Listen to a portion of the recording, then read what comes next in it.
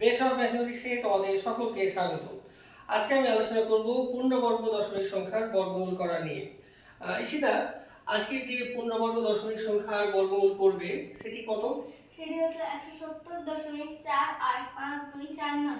এখন এই যে বর্গমূল করবে এটি কোন পদ্ধতিতে করবে? এটি আমি ভাগ প্রক্রিয়ার সাহায্যে করবে। তো ভাগ প্রক্রিয়ার জন্য প্রথম কাজটা কি? প্রথম কাজটা হচ্ছে জোড়া সংখ্যার উপর দাগ দেওয়া। এখন আমরা এখানে দেখতে পাচ্ছি এই দশমিক সংখ্যার বাঁ দিকেও কিছু সংখ্যা আছে, ডান দিকেও কিছু সংখ্যা আছে। তো বাঁ দিকের সংখ্যার জন্য দাগ যে দিবে সেটা কোন দিক থেকে? বাঁ দিকের সংখ্যার জন্য ডান দিক থেকে বাঁ দিকে দাগ দিতে হবে। আর দশমিকের ডান দিকের সংখ্যার জন্য? ডান দিকের সংখ্যার জন্য বাঁ দিক থেকে ডান দিকে দাগ। আর তাহলে প্রথম কাজ দাগ দাও, তো দাগ দাও।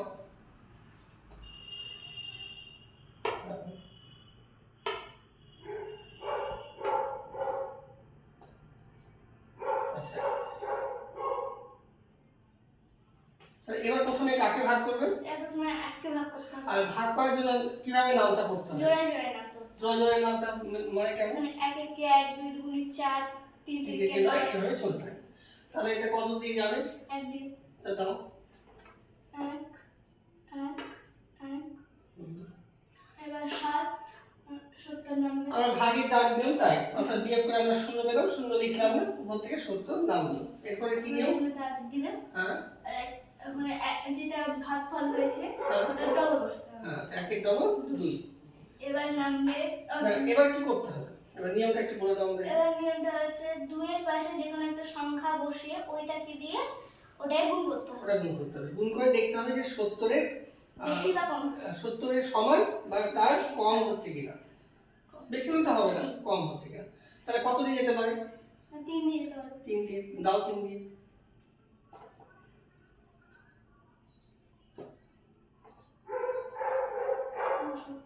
হুম। 1 নম্বর 4 8 আচ্ছা, এখানে দশমিক দিলে মানে এই 70 এর পরে দশমিক আছে এবং এই দশমিকটা উপরে উঠে গেল। হ্যাঁ, এবার উপর থেকে 48 নামলো। আর এখানে একটা দাগ হবে 13 ডবল 26। ভাগফল যা হলো তার ডবল। ডবল ডবল হচ্ছে তোমার 26। 26 দিয়ে যাবে না ওটা, কেন যাবে না বলছো? কারণ 26 এর পাশে যদি 1 বসাই তাহলে 261 হয়ে যাবে। 61, তাহলে এখানে আছে আমাদের 148, তাই যাবে না। তাহলে সে উপরের সংখ্যা নামাতে হবে। উপরের সংখ্যা কি শুধু শুধু নামানো যায়? না, শুধু শুধু নামা যাবে না, এখানে একটা শূন্য বলতে হবে। হ্যাঁ এখানে একটা শূন্য বলতে হবে। হ্যাঁ, তাহলে এবার কত দিয়ে যেতে পারে? এবার এটা 5 দিয়ে যাবে। আচ্ছা, আমরা এটা কি 5 দিয়ে যাবে? এবার তো ভাগ তো মিলবে না, আরো তো সংখ্যা নামার আছে এখন। তাহলে আমরা কিছু একটা অনুমান করতে পারি কি দিয়ে যেতে পারে। তো এখানে যদি আমরা শূন্য ভাবি তাহলে এটা মোটামুটি এটা কত হাজার হচ্ছে? এটা 2000 হচ্ছে। আর এটা কত হাজার আছে? 14000। তাহলে আমরা যদি 2000 এর নামটা করি তাহলে মোটামুটি আইডিয়া করতে পারবো যে কত দিয়ে যাবে। তো 7 দিয়ে হলে 7 দুগুণে 14000, তো 7 দিয়ে তো যাবেই না। তারপর এখানে তো শুধু 2000 নয়, 2600 আছে, তাহলে 7 দিয়ে যাবে না।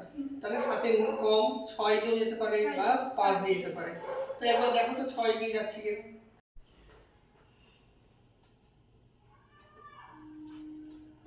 গুণ 6 6 36 36 6 হাতে থাকবে 3 6 0 0 0 3 3 6 36 36 6 হাতে থাকবে 3 7 12 12 3 15। তাহলে 6 দিয়ে গুণ করে দেখছো যে বেশি হয়ে যাচ্ছে, তাহলে 6 দিয়ে যাবে না। আর বেশি মানে খুব বেশি হয়নি, 15000 হয়েছে, তার মানে 5 দিয়ে যাবে এটা নিশ্চিত। তাহলে এখানে গুণ করবে না একবারে করতে পারবে? তাহলে এখানে 5 দিয়ে দাও। হ্যাঁ, 5 5 25 25 এর 5 হাতে থাকবে 2 5 0 0 0 2 2 5 এর 30 30 এর 0 হাতে থাকবে 3 5 গুণ 10 10 এর 3 1। এবার 12 থেকে 5 বিয়োগ করলে 7, 5 থেকে 3 বিয়োগ করলে 2, 8 থেকে 1 বিয়োগ করলে না 8 থেকে 0 বিয়োগ করলে 8, 4 থেকে 3 বিয়োগ করলে 1 থেকে 1 বিয়োগ করলে 0। এবার নামে হচ্ছে 4 9। হ্যাঁ, 4 9 জোড়া দাগ আছে। এবার এটা ডবল হচ্ছে 26 এর 10, মানে 2610। এত তাড়াতাড়ি এটা ডবল কি করে তাড়াতাড়ি বলা যেতে পারে? প্রথমে 13 ডবল করে 13 ডবল 26 করে না, আর 5 এর ডবল 10 করে। আচ্ছা, এবার এটাকে এবার কিন্তু উপর থেকে সংখ্যার নাম্বার নেই, অর্থাৎ এবার ভাগ মিলে যাবে। তাহলে লাস্টে এককের অঙ্কে কি আছে? 9। তাহলে এখানে কি কি সংখ্যা হতে পারে যেন 9 হয়? 3 অথবা 7। 3 অথবা 7। তো 3 আর 7 এর মধ্যে কোনটা হওয়ার সম্ভাবনা? 7। 7।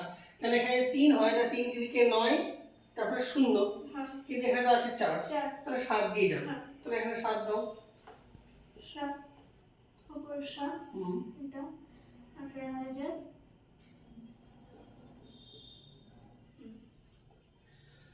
এখন এই 7 দিয়ে গুণটা এখানে রাখে না করলেও হবে, যেহেতু এটা আগে থেকেই প্রশ্নে দেওয়া আছে যে এটা কি পূর্ণবর্গ দশমিক সংখ্যা, তাহলে তো ভাগ মিলবেই। আর এটা আমরা নিশ্চিতভাবে জানলাম যে 7 দিয়ে যাবে, তাই 7 দিয়ে হবে। তাহলে আমাদের আজকে বর্গমূলের অ্যান্সারটা কত হলো? আমাদের আছে বর্গমূল অ্যান্সার হলো 13.57 057। Good. এবার আগামী পর্বে আরো একটি পূর্ণবর্গ দশমিক সংখ্যা নিয়ে আলোচনা করবো। তোমরা দেখতে থাকো। Thank you.